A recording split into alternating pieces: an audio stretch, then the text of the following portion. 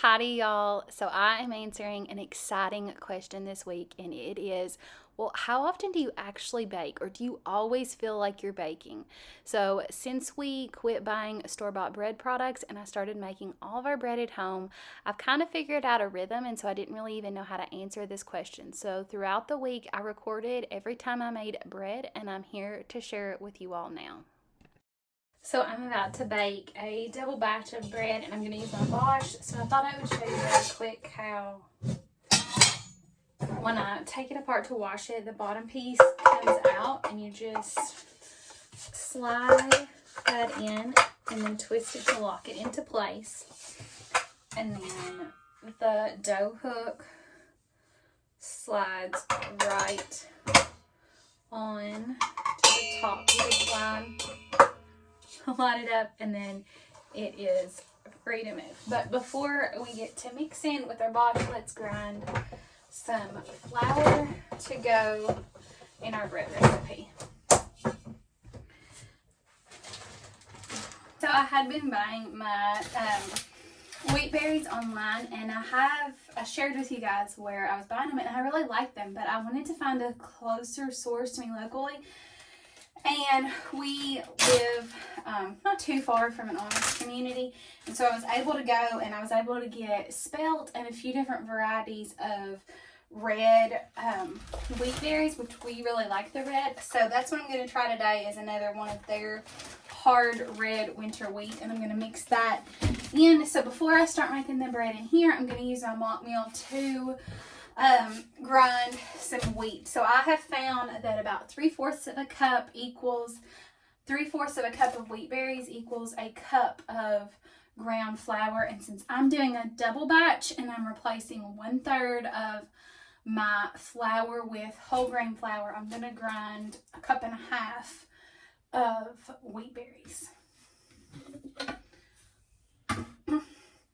So if you're not familiar with the mock meal, you want to turn it on and before you grind the wheat berries, but it'll be loud, so I will mute that. But I'm going to turn it on, and then I'm going to add 1.5 cups of the wheat berries to it. So I'm still pretty new to milling my own flour at home, but the method that has been working for me has been swapping out 1/3 of the flour for fresh milled flour. A little more, a little less in some recipes, but that is the method that I have been using. All right, now I'm going to move you overhead so you can really see as I'm adding the things to the mixer.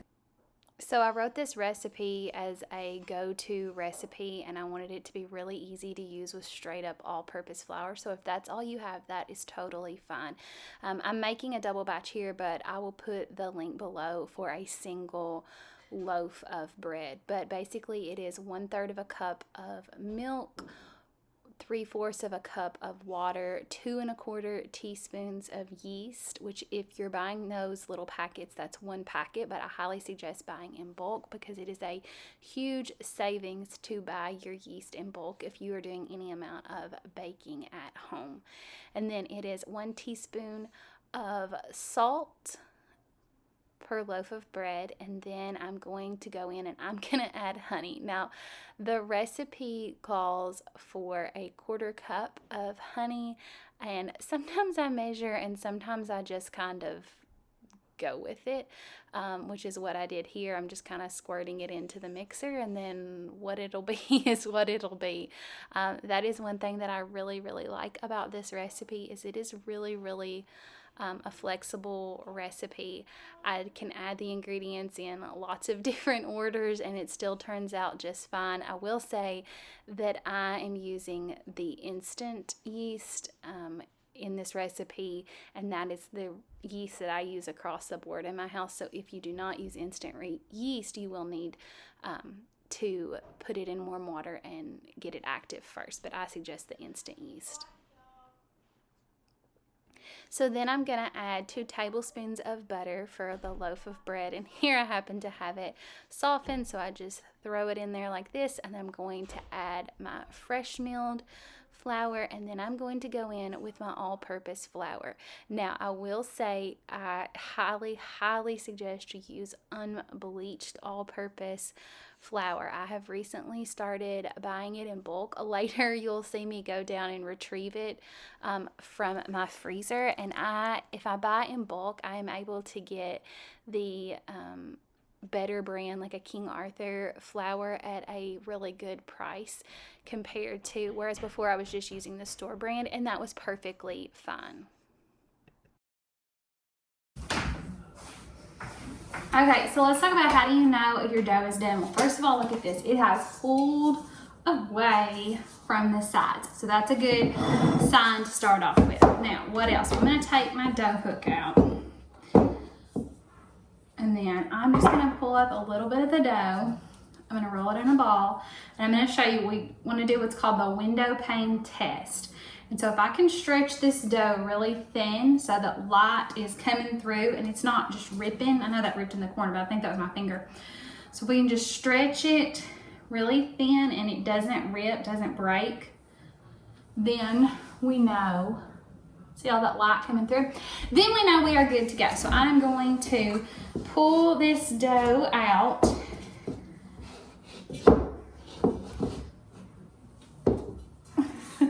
And this is a double batch because I'm going to do, I think, a loaf of bread and a loaf of, I don't know if that looked. So this is a double batch, and I think I'm going to do a loaf of hamburger buns, and I don't know if I'm going to do a loaf of regular bread or cinnamon bread just yet, but we will see. And so this doesn't look quite as smooth because it does have the whole grain in it, as it will look if you're using all-purpose. And that is what I did for years, was used all-purpose, but you're going to want to use all-purpose unbleached. So I'm just going to set this in here, and I'm going to cover this bowl and let it rise until it has at least doubled.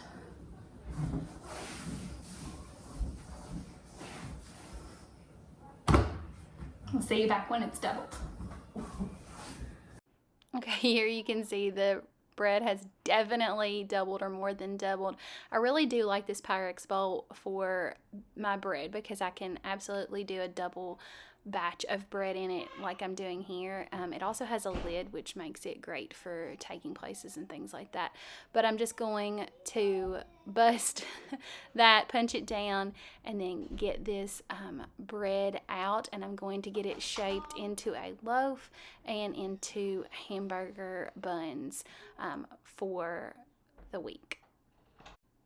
So I don't weigh it, but I'm just kind of roughly splitting the dough in half. I'm setting half of it aside to turn into the hamburger buns, and then I'm going to roll this other out or roll it into a log for the bread. So all I do is I kind of flatten it out to some degree. I'm not super picky. I don't find that it makes a huge difference, but I just kind of flatten any of the air bubbles and things out, and then I just roll it up like you can see here, and then I'm going to put it in to my loaf pan to do the second rise. So I'm just going to set it in that loaf pan, and then I'm going to set it over on my stove, which is just a nice warm place. I'm going to set it over there and let it do its second rise, and then I'm going to turn the second half of this dough into hamburger buns. Now, I'm actually not even going to weigh this bread dough for the buns. I have done it enough that I can kind of just eyeball it and they'll turn out good. But if you are wanting to weigh it, I find that about 60 to 70 grams works out really well for us on the hamburger buns. When I first started making hamburger buns, I found they were just way too puffy for the hamburger, so I have started making them what is going to look like uncomfortably thin. I'm going to show you here just how thin I do really roll these things out. Really a little thinner than a biscuit because they are going to puff up in your second rise. So you really want them to be quite thin. You can see here how thin I actually make them.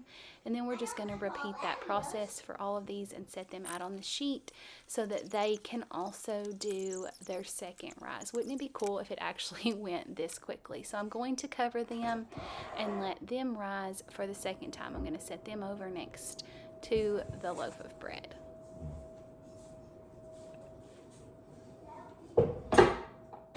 So once they've risen for the second time, I put them in a 350-degree oven.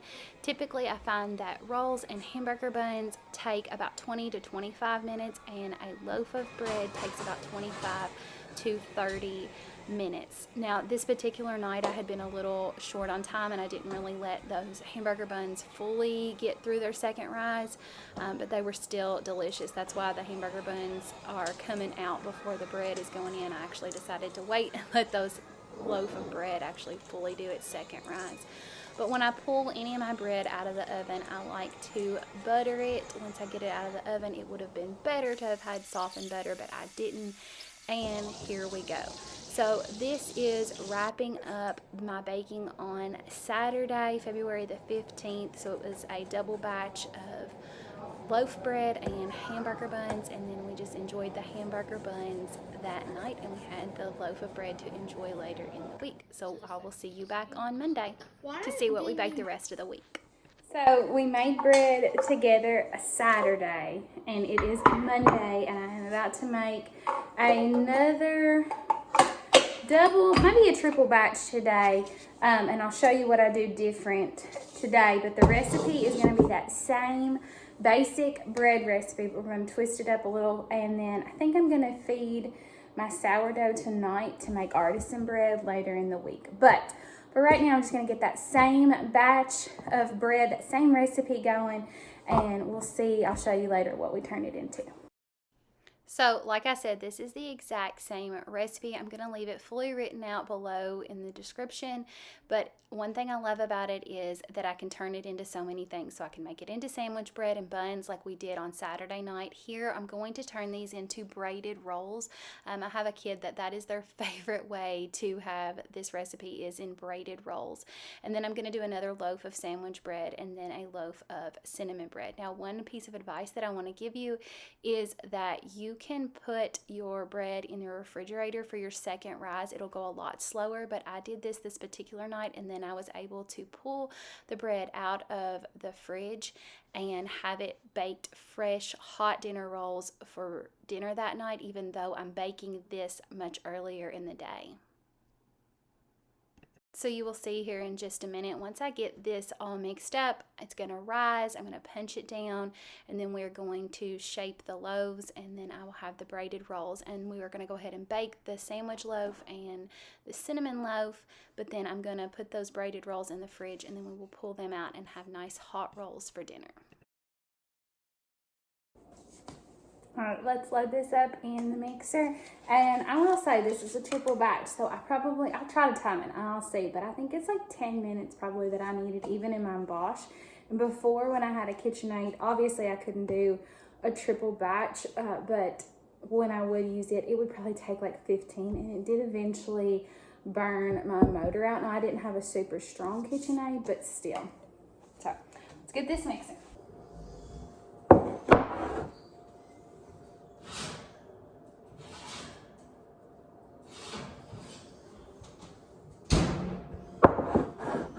So when I get the loaves out, I like to take a stick of butter and just go over them lightly like this. I think it keeps them moist and soft.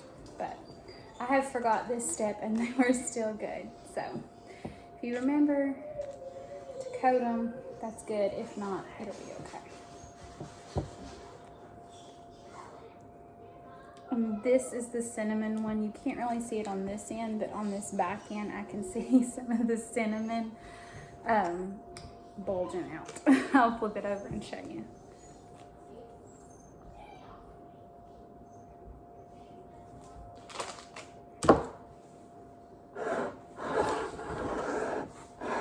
There's the cinnamon coming out. So Monday, and we've got a regular loaf, a cinnamon loaf, and then I still have the braided rolls to bake.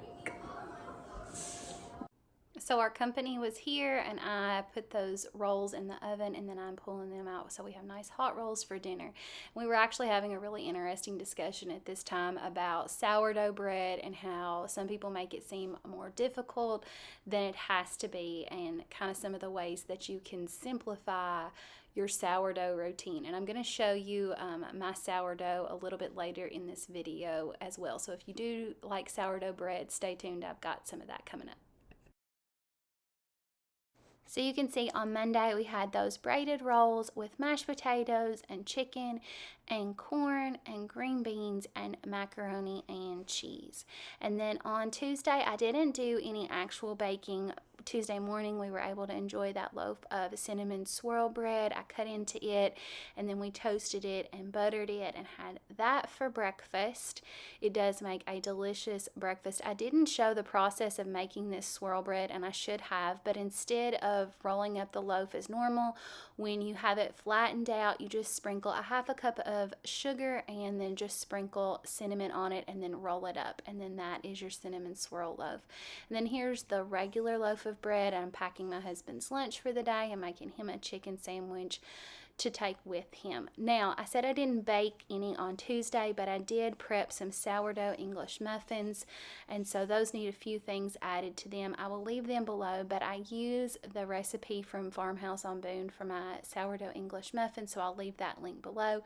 They do need a few things added to them in the morning right before you bake them though. So I'm going to add the salt and the baking powder and the honey to them right before I bake them. And then also you will see I had fed my sourdough starter. It's what's in the mason jar sitting out there, and then in the measuring cup is the base for my sourdough artisan loaves that we are also going to get baking, going to get shaped on Wednesday. So let's get this all mixed up and then I will show you the English muffins.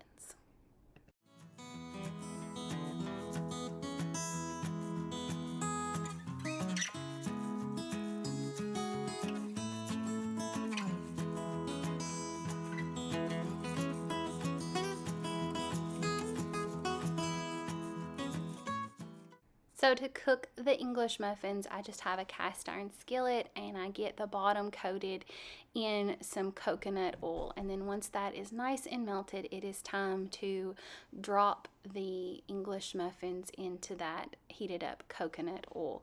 Now, I'm not really particular. You will see me shape one here, but I'm not super particular about the way that I do it. I kind of just scoop up some of the dough or batter or however you want to call it, and then roll it out, not roll it, but shape it in my hands into a disc and then drop it into the oil. And then I'm going to repeat that process and I'll show you what they look like all in the skillet, but they're going to cook on the one side on medium low heat, and then once they're done on that side, then you're going to flip them kind of like a pancake, and then you're going to turn that heat down and let them cook a little slower on the other side. So I'm just going to get that skillet filled up here and then I will show you what it looks like above.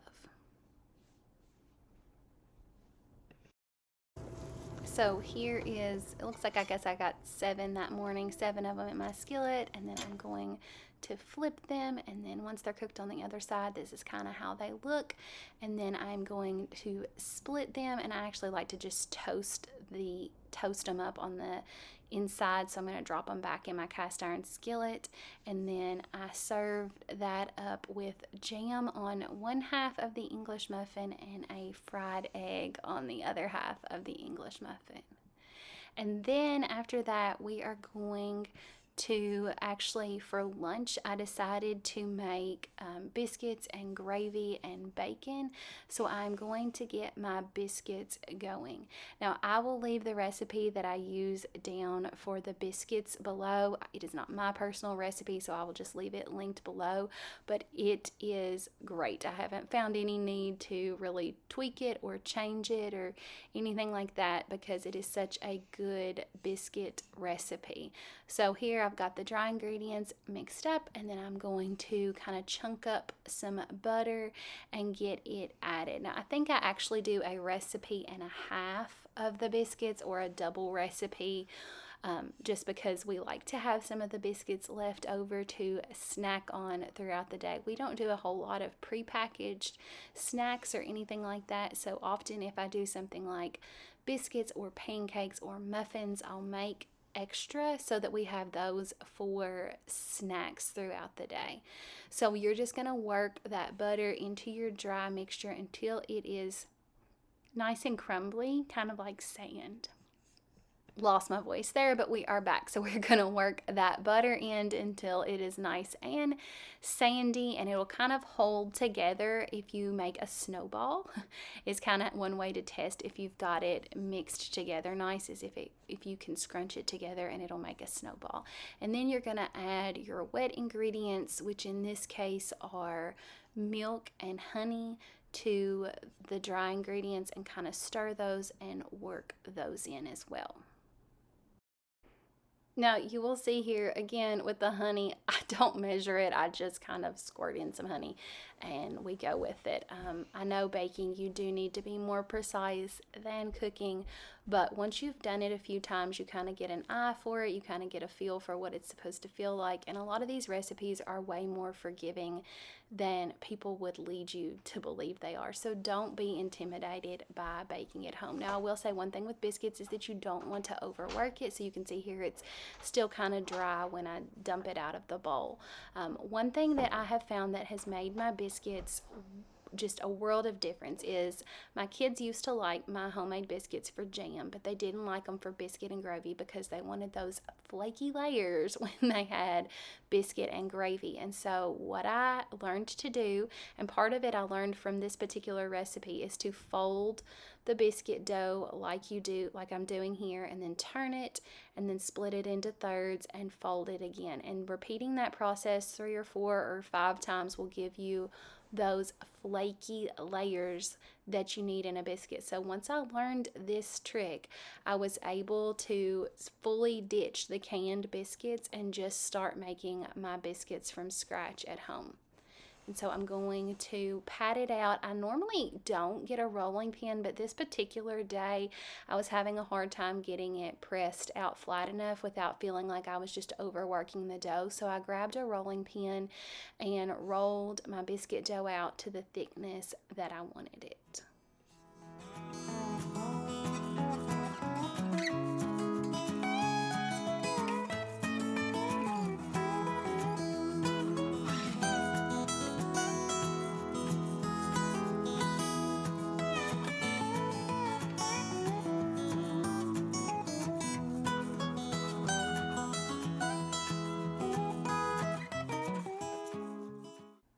Okay, so once I got it about how I wanted it, I got my cast iron pan here, and I have my oven preheated, and I'm going to cut my biscuits and get my cast iron pan loaded up with the biscuits. Now, when you go to cutting biscuits, you don't want to overwork them again.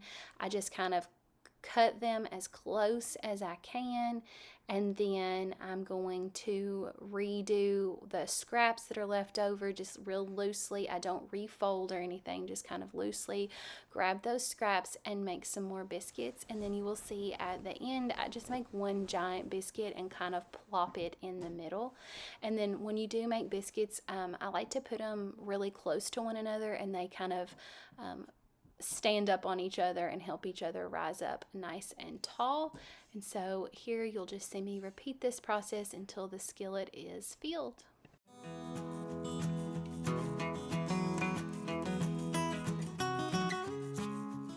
And voila, we have the unbaked biscuits, and then we have the baked biscuits with bacon and eggs and gravy for lunch. And then I finally get my artisan bread going with my fresh milled flour. That is a change from the recipe that I'm going to leave linked below. It just says to use whole wheat flour, and I actually switch out the whole wheat flour and 100 grams of their suggested all-purpose flour for fresh milled flour. So I switch out the whole wheat part and an additional 100 grams of the all-purpose for fresh milled. And then I realize that I do not have enough all-purpose, so I go down and refill my canister with my big all-purpose bag that I keep in my freezer downstairs, and then I just refill the canister. So I'm measuring the flour out here. If the scale seems intimidating to you, do not be intimidated by it. First of all, the scale that I'm using is just like a postal scale. It's not even a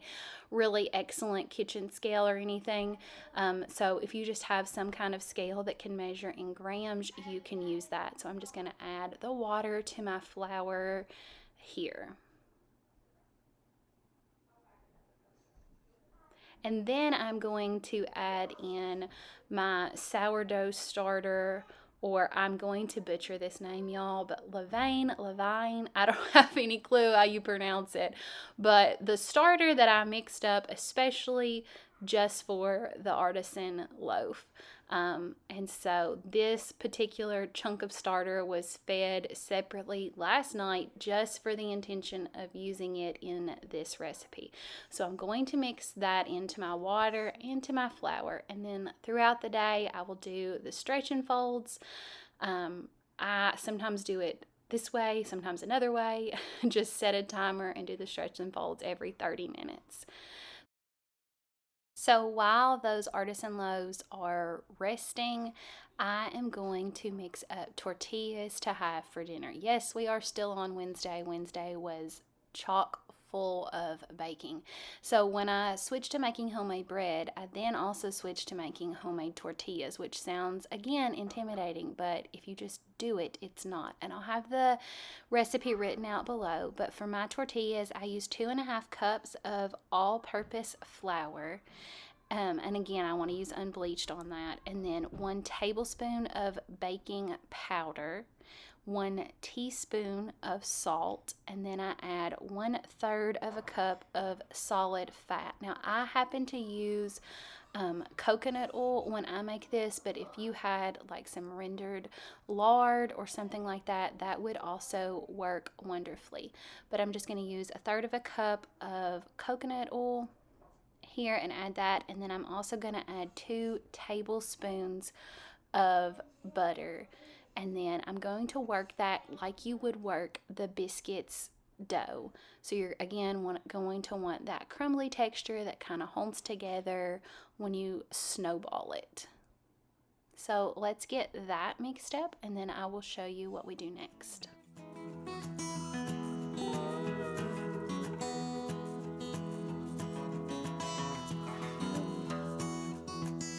So once you have the fat and the butter worked into your dry ingredients, you're going to want to add up to a cup of water and then work that in. Now I like to let this dough kind of rest for 5 to 10 minutes so that the flour fully absorbs all that liquid, and then I'm just going to divide it up. One recipe will make about 12 good sized tortillas, and if you saw my fish tacos recipe, you probably saw that I just roll the tortillas out with a rolling pin, so no fancy equipment is needed at all.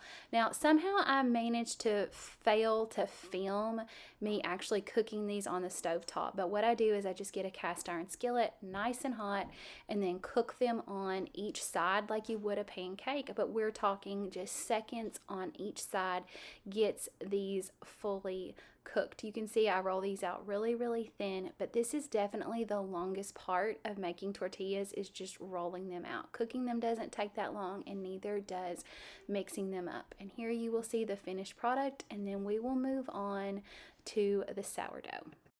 So Thursday was the day that I baked these Artisan loaves, and one was jalapeno and cheese and one was plain, but my smiles quickly turned to frustration when I cut into it and the crumb was not what my loaves had been being. I think I had let these overproof just a bit the day before I put them in the fridge for their overnight rise, but it was okay.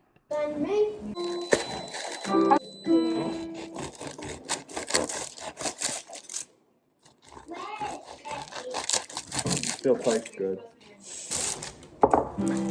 It looks a little better, but I don't know what it's actually gonna do. That one can be our toast bread, our breakfast. It's the same. It still looks good. Just have whole wheat sandwiches. Mm-hmm. Because I'm not making another loaf of bread tonight. No. Here, put me on a piece of that. I'm so disappointed. Okay, just follow it. No, it should be consistent. So you can see and hear from our conversation that I was really disappointed, but my family was still really happy with that artisan bread. I used it on Friday to make sandwiches to take with us. We were going to Sam's Club this particular day to do our big monthly grocery haul, and I used those artisan loaves that I was disappointed with to make us some sandwiches to take with us on our trip. So remember that even someone who bakes all of their bread at home has bad loaves. So if you are just learning, just getting started with baking, you're going to make a bad loaf from here and there, but oftentimes those bad loaves are still much more delicious than the store-bought loaves, and with practice you will have better and better loaves. So here is that next Saturday, and it looks very similar to how we started this week. I'm using that same bread recipe to again make hamburger buns, a cinnamon loaf, and some sandwich bread. I'm not going to bore you with this recipe again, but it really is a great base recipe to use so many different ways. It'll be linked down below, and I encourage you to give it a try in your home. If you have any questions, leave them down below, and I hope you have happy baking throughout the week.